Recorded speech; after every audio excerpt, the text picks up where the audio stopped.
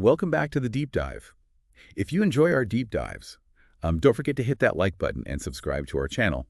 And to make sure you don't miss any new episodes, click that bell icon for notifications. This deep dive is especially for anyone getting ready for those UPSC exams, especially the Modern Indian History section. We'll be exploring the Indian women's role in the freedom struggle. It's not just a chapter in a textbook, it's a journey through a pivotal era. It's a really fascinating chapter. For anyone, really, even if you're not studying for the UPSC exams, you'll hear incredible stories of courage and resilience. I think anyone will find it captivating. Yeah. A lot of people don't realize how impactful women's contributions were during this struggle. It's not just about a few big names, you know. Right. Women from all walks of life were crucial. Absolutely. So let's set the stage a little bit. We've got a ton of sources here. Biographies, research papers, all sorts of things. Lots of good stuff. And they all say one thing. Indian independence wasn't just a men's fight. Women were challenging British rule, but also societal norms. Yeah, that's a really important point to start with. The early nationalist movement, it had a very complex relationship with women's roles, you see. Initially, it was mostly upper-class elite women who were participating. They organized, wrote, they even traveled abroad advocating for India. So they were kind of the pioneers, in a way. Exactly. They set a precedent for all the middle-class women who joined later on. But even as more women got involved, there was hesitation about them taking on real leadership roles. Even within the nationalist movement, society wasn't fully ready for women to be at the forefront of a struggle like that. Yeah, well, that makes sense, though, right? I mean, it was a time of massive social and political change. Huge upheaval. And speaking of upheaval, I mean, we can't talk about this topic without talking about Gandhi, can we? Yeah. How did Gandhi influence women's participation in all of this? Gandhi was absolutely pivotal. I mean, he recognized the strength and potential that women had. He actively encouraged them to join the movement. However, he did have some reservations at first. He didn't think women should be involved in certain activities, like the salt satyagraha. He was worried it might be too physically demanding or even dangerous. The salt satyagraha, such a landmark moment in India's fight for freedom. Yeah. Just for our listeners who might not be familiar with this, could you explain what made it so significant? Sure. It was a nonviolent protest against the British tax on salt. Salt was so important back then, and taxing it was seen as the symbol of oppression. Right. Gandhi led thousands of Indians on this march to the sea where they made their own salt, directly challenging British authority.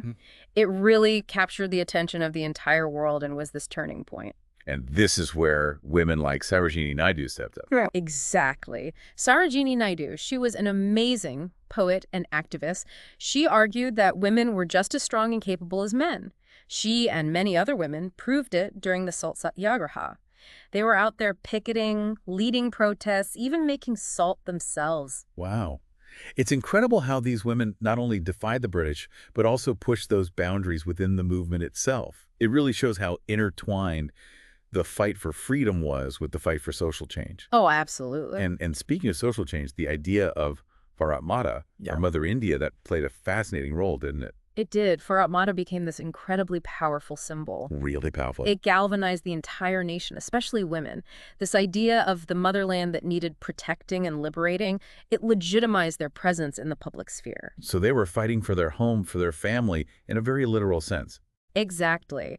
This concept also allowed women to create what we call intermediate social spaces. These were spaces outside their homes, but not quite the fully public sphere dominated by men. They could organize in their communities and spread awareness and mobilize other women, all under this banner of Bharat Mata. So clever. It's fascinating how they carved out these spaces for themselves, sort of strategically navigating the society that wasn't ready to embrace them fully. Definitely strategic. And their actions had a tangible impact too, didn't they? Oh, without a doubt. Look at the non-cooperation movement, for example. Women were vital in boycotting British goods and picketing those shops. They even set up their own cottage industries. Wow. This economic resistance really weakened British control. And what about the Quit India movement? When so many male leaders were imprisoned? Yeah, during the Quit India movement, it was the women who ran the underground networks. They were distributing pamphlets, even operating secret radio stations. Oh, wow. It was incredible. They kept the whole movement going under immense pressure. Yeah. Their contributions were so important. It makes you wonder about the individual stories, though, doesn't it? Definitely. Our sources mention many women who went above and beyond. Are there any that stand out to you as particularly impactful? Oh, there are so many. But maybe we can start with a figure who some people might know but often underestimate. Okay. Annie Besant. Annie Besant, the Theosophist. I know she was involved in the Home Rule movement, but what else did she do? So much more than people realize.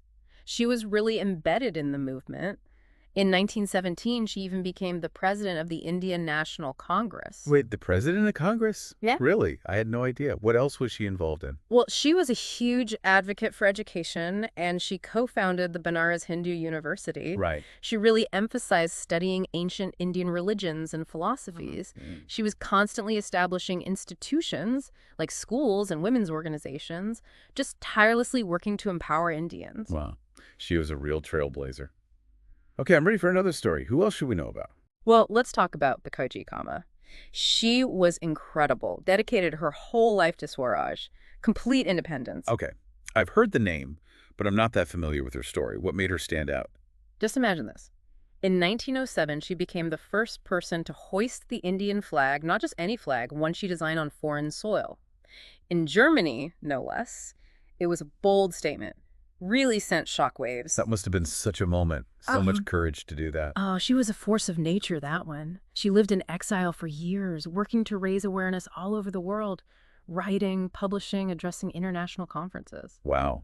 So the fight for freedom wasn't confined to India's borders then. It really Right. was a global movement. Okay, I'm hooked on these individual stories now. Who's next? Let's talk about a woman whose name might not be as well known, but whose story really exemplifies that grassroots activism that fueled the movement, Matangini Hazra. I'm not familiar with her. What's her story? Matangini Hazra was called Gandhi Buri. That means the old Gandhian woman. She was deeply inspired by Gandhi's message of nonviolence. She was a simple woman, but she had this unwavering conviction. She participated in the non-cooperation movement and the Salt Satyagraha, fearlessly challenging the British. It's amazing how Gandhi's message resonated with people from all walks of life. What else do we know about her contributions? Well, during the civil disobedience movement, she was actually arrested for her role in the Salt Satyagraha. But her dedication never wavered. Later on, she was deeply involved in the Quit India movement, organizing protests, mobilizing people in her village. It's amazing, even in her old age, she was at the forefront. That's incredible commitment.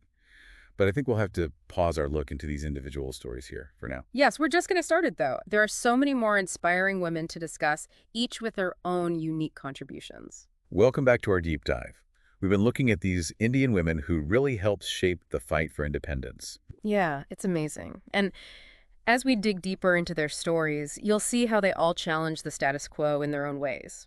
Remember Sarojini Naidu? We were talking about her earlier. Right. The one who pushed back against Gandhi's ideas about women and the Salt Satyagraha. Exactly. She made such a strong case for women's capabilities and sacrifices, and it worked. It really did. Women played such an important role in the Satyagraha, not just the march, but leading protests, picketing those salt works, even selling the salt illegally. It's a good point for anyone studying for the UPSC exams, right? Hmm. The Salt Satyagraha comes up a lot in the Modern Indian History syllabus. It's a huge turning point. Absolutely, a watershed moment politically and socially. It really showed the power of nonviolent resistance and the changing roles of women. Right. They weren't settling for being on the sidelines anymore. Exactly. They were making things happen. Yeah. It's like that one event really opened the floodgates. You could say that, and Sarojini Naidu's story is just one example. You'll see this pattern of pushing boundaries again and again. So who's up next on our list of amazing women? Let's stick with Sarojini Naidu for a bit. Remember, she was so much more than just an activist. She was a poet, an amazing speaker. Gandhi even called her the Nightingale of India. Oh, yeah, I remember that. I know she was big in the Home Rule movement, but what other roles did she have? She was right in the thick of things during the civil disobedience movement and the Quit India movement. Her words were just captivating. She could move people. She even went with Gandhi to the Second Roundtable Conference in London in 1931. Wow, so she was representing India on a global stage. It sounds like she used her writing talents and her political activism together. Yeah, her words were powerful tools. And she didn't stop there. She helped found the Women's India Association to improve women's lives and advocate for their rights. She even became the governor of the United Provinces, the first woman to hold such a high office. That's amazing. She really did it all. She made such difference. She did. Okay, now let's talk about someone you might not know, Rama Devi Chaudhary. She was prominent in Odisha. Okay, I'm not familiar with her. What did she do? She was all about Gandhi's teachings, dedicated her life to serving others. She was key in the salt satyagraha in Odisha, really got women mobilized and challenged the British. So she brought that message of nonviolent resistance to her own region? Exactly. But she was also passionate about social justice, empowering the most vulnerable. She started the Harijan Seva Sangh, working to improve lives of Dalits, and founded an ashram in Bari. Gandhi himself called it Suagar, which means house of service. Wow. It's clear how much she cared about creating a better, fairer society. Oh, absolutely. That's really the heart of her story, and so many others. Their fight wasn't just about politics. They were fighting for a better India for everyone. That's an important point, especially for our UPSC listeners. Understanding that social and cultural context is key to understanding the whole movement. Couldn't agree more. Now let's talk about another remarkable woman, Vijaya Lakshmi Pandit.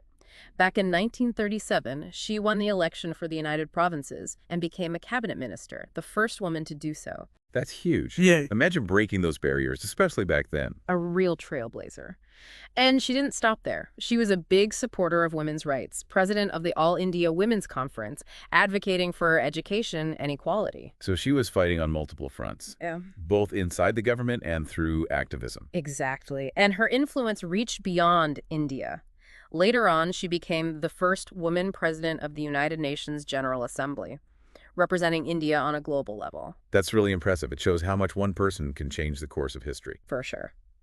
Now let's turn to a woman who really helped awaken India culturally and socially, Kamaladevi Chattopadhyay. Oh, I'm intrigued. Tell me about her. She was a freedom fighter, a reformer, a patron of the arts, really multifaceted. She was involved in many movements, including Gandhi's salt satyagraha, and she was even arrested for trying to sell that illegal salt at the Bombay Stock Exchange. So she was right there in the action. Oh, absolutely.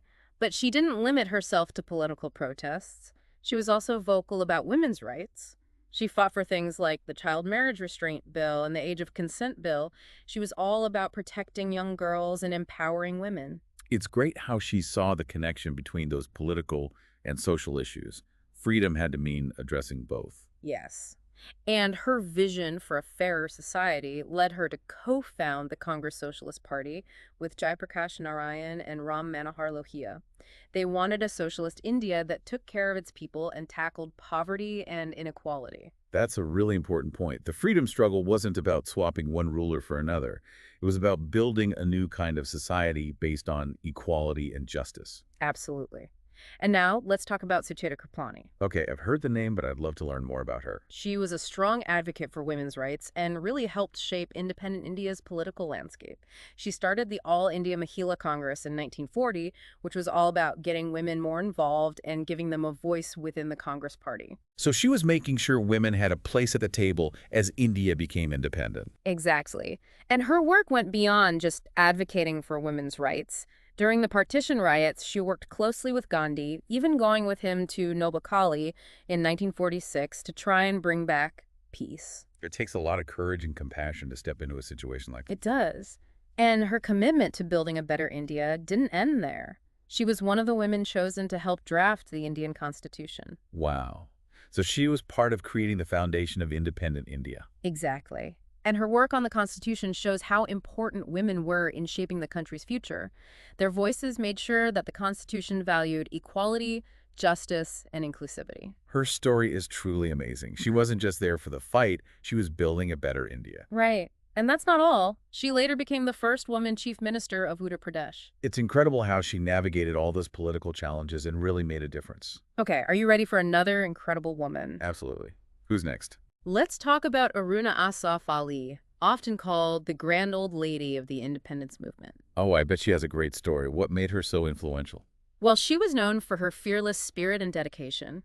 One of her most famous acts was hoisting the Indian flag in Bombay during the Quit India movement in 1942. Wow, during that huge movement. I bet that was a powerful moment. It was a real symbol of defiance that inspired so many. But she was also very involved in underground activities, organizing protests, handing out information, and constantly dodging arrest. So she wasn't just a symbol, she was in the thick of it, risking her own safety. Exactly. And even after India gained independence, she kept fighting for social justice, advocating for the marginalized, and working towards a fairer society. Her story really shows how these women weren't just fighting for political freedom, They were fighting for a better future for all Indians. Right, they had a much bigger vision. Okay, who's next on our list of heroes? Let's talk about Bina Dus. She was a young revolutionary who took a brave stand against British rule. Okay, I'm ready. Tell me about her. Bina Dus was part of a group called Chhatri Sangha, a women's organization in Kolkata. Back in 1932, she tried to assassinate the Bengal governor, Stanley Jackson. Wow, that's a bold move. What made her do something so dangerous? She was passionate about freedom and believed that drastic action was needed to shake things up. Even though her attempt failed, it really scared the British and inspired others to join the fight. It shows that the fight for freedom wasn't always peaceful. Some people felt armed resistance was necessary. Exactly. And while Bina Das's actions were controversial, they do show the range of approaches people took. It's a good reminder that the movement wasn't just one thing. It was a mix of ideologies and strategies, all focused on that same goal of ending British rule. Right. And Bina Das's story also shows how important young people were in the movement. She was just a young woman when she did that. It reminds us that you didn't have to be a seasoned politician to make a difference. That's so inspiring. Ready for another story? Absolutely. Let's move on to Prithalata Wadadar. She was another young revolutionary who gave her life for her country. Okay, tell me about her. Prithalata Wadadar was part of a group led by Surya Sen. In 1932, they planned an attack on the Pahardli European Club in Chittagong. That sounds like a risky operation. What were they hoping to achieve? Their goal was to hit back against colonialism and inspire others to fight. Prithalata Wadadar led a group of 15 revolutionaries during the attack. That's incredible courage. The revolutionaries stormed the club and caused a lot of chaos. But the British police chased them, and to avoid being captured, Prithalata Wadadar took her own life. That's so sad, but also so inspiring. It's a stark reminder of the sacrifices made in the fight for freedom. It is. Prithalata Wadadar's story really shows the dedication and bravery of the women in the movement. We should never forget them. I agree. We've covered so much already, but I'm sure there are more amazing stories out there. Oh, there are. We've got so many more incredible women to talk about, each one with their own unique contributions. Welcome back to the Deep Dive. We've been on quite a journey, haven't we? Exploring the lives of these incredible women who fought for India's independence. It's been amazing. And in this final part, we've got a few more captivating stories to share before we wrap things up. I'm ready for more. Who's next on our list of unsung heroes? Well, let's talk about Kalpana Dutt. She was a revolutionary who took part in the Chittagong Armory raid back in 1930, a really daring rebellion led by Surya Sen. Oh, the Chittagong Armory raid. I've heard about that, but I don't know the details. Sounds like something out of a movie. What was her role in all of this? Kalpana Dutt was a real firebrand. She was so inspired by the revolutionary spirit that was sweeping through India at the time. She joined a group called Chhatri Sangha, a women's organization in Kolkata. And during the Chittagong Armory raid, she was right there in the thick of it, helping to seize weapons from the British. It was a bold move, aimed at disrupting colonial operations and really sparking a rebellion. It's incredible to think about these young women risking everything for their country. What happened after the raid? Well, the raid itself was a huge act of defiance, but it also marked the beginning of a really tough journey for Kalpana Dutt. She managed to avoid capture for years, living in hiding and continuing her revolutionary work. She was eventually arrested and imprisoned, but her spirit never wavered. It just shows her incredible dedication to the cause. Even in prison, she refused to be silenced. Now, let's shift gears a bit and talk about Lakshmi Sehgal. She was a doctor, but she also became a prominent leader in the Azad Hind Fauj, which is also known as the Indian National Army, formed by Subhash Chandra Bose. Oh yeah, the INA. They fought with the Japanese during World War II, right? They did. They believed that by joining forces with the Axis powers, they could weaken British control over India. Lakshmi Sehgal was deeply moved by Bose's vision of a free India and joined the INA, where she led the Rani of Jhansi Regiment.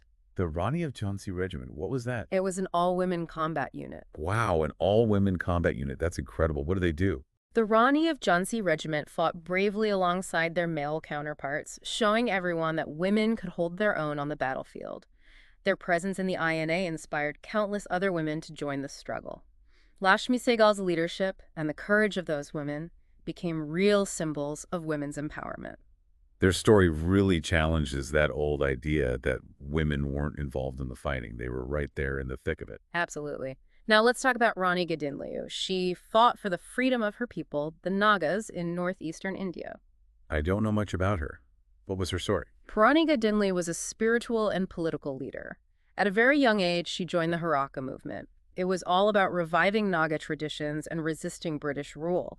She actually led an armed uprising against the British, fighting for her people's self-determination. She spent many years in prison, but she always remained a symbol of resistance for the Nagas. It's so important to remember that the Indian independence movement wasn't just one thing.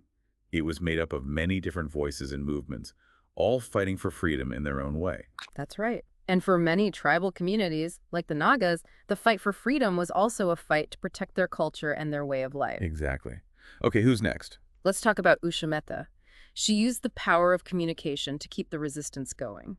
She helped set up the Secret Congress radio during the Quit India movement. A secret radio station. That sounds fascinating. What did it do? The Secret Congress radio was a lifeline. With so many leaders in prison, it was hard to get information out.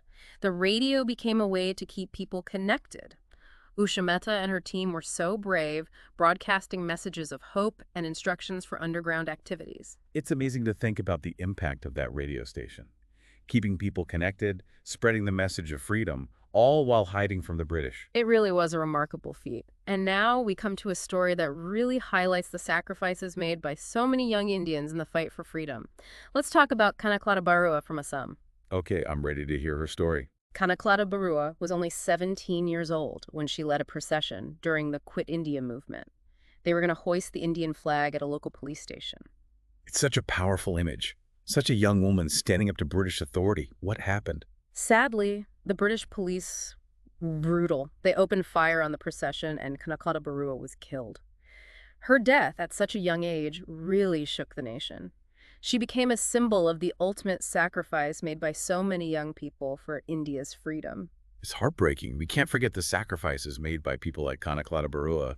They gave everything so that future generations could be free. Absolutely. As we think about all these incredible women, it's clear that their fight wasn't just about political independence. It was about changing society, pushing boundaries, and creating a fairer world. That's right. They were fighting for women's rights, for education, for everyone to have a chance. They wanted a free India where everyone could live with dignity. Exactly. And their legacy continues to inspire us today. Their stories show us that change is possible, even when things seem impossible. They teach us about courage, about resilience, about dedication to something bigger than ourselves. It's been an amazing experience learning about these remarkable women. What's the key takeaway for our listeners today? The most important thing to remember is that the Indian independence movement wasn't just a fight led by men. Women were essential to its success. Their contributions were diverse and so important, from leading protests to running underground movements to shaping the vision of a free India. Their courage and dedication continue to inspire us. And for our UPSC listeners, remember that understanding these women's roles is key to really understanding modern Indian history. And as we remember these women, let's also think about how we can use their lessons today. They fought for a fairer society, and we have to continue that fight for equality, justice, and empowerment for everyone. It's been incredible sharing these stories with you all. What surprised you the most? What resonated with you? How can we all honor these amazing women? Keep those questions in mind as you continue to explore this fascinating history. Thanks for joining us on the deep dive, and don't forget to like, subscribe, and hit that notification bell